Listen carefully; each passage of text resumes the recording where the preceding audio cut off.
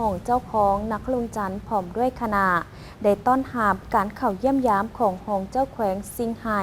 สาธารณรัฐประชาชนจีนเนื่องในโอกาสได้เดินทางมาเยี่ยมยามและแลกเปลี่ยนบทเรียนเกี่ยวกับการพัฒนาทรัพยากรแร่ธาตุแบบยืนยงและการแก้ไขปัญหาสิ่งแวดล้อมพิธีต้อนรับได้จัดขึ้นในวันที่ 16 พฤษภาคม 2025 อยู่ที่ห้องว่าการปกครองนครหลวงเวียงจันทน์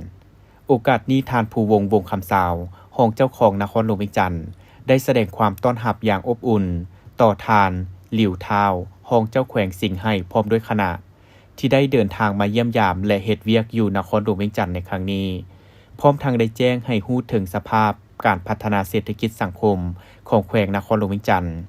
ซึ่งนครหลวงมีเขตเศรษฐกิจพิเศษ5เขตในด้านการลงทุนจากสป.จีนแม้นเป็นอันดับหนึ่งในนครหลวงเวียงจันทน์และก็มีนักธุรกิจของแขวงซิงไห่ที่มาดำเนินการสอบคน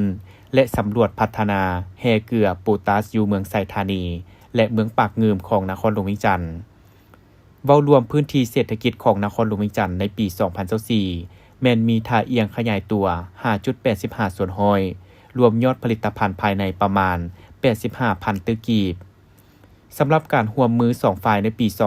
2024ท่านเจ้าของนครหลวงเวียงจันทน์ได้นำพาคณะเยี่ยมยามและแลกเปลี่ยนบทเรียนอยู่แขวงซิงไห่เป็นครั้งทำอิฐซึ่งได้ริเริ่มการเพิ่มทวีสายพัวพันแลกเปลี่ยนและร่วมมือซึ่งกันและกันพร้อมเดียวกันนี้ยังได้มีการแลกเปลี่ยนร่วมมือการขุดค้นและสำรวจเกลือโพแทสในโครงการที่มีอยู่แล้วนำเอาเทคนิคที่ทันสมัยนำส่งวิชาการและเชี่ยวชาญแลกเปลี่ยนถอดถอนบทเรียนซึ่งกันและกันเป็นต้นเวียกงานรักษาสิ่งแวดล้อมให้ได้ดีและเวียกงานอื่นๆท่านหลิวถ่าวห้องเจ้าแขวงซิงไห่ได้กล่าวความขอบใจต่อกับการต้อนรับอันอบอุ่นและหวังว่าการเดินทางมาเยี่ยมยามและแลกเปลี่ยนบทเรียนเกี่ยวกับการพัฒนาทรัพยากรแร่ธาตุแบบยืนยงและการแก้ไขปัญหาสิ่งแวดล้อมอยู่นครหลวงเวียงจันทน์ครั้งนี้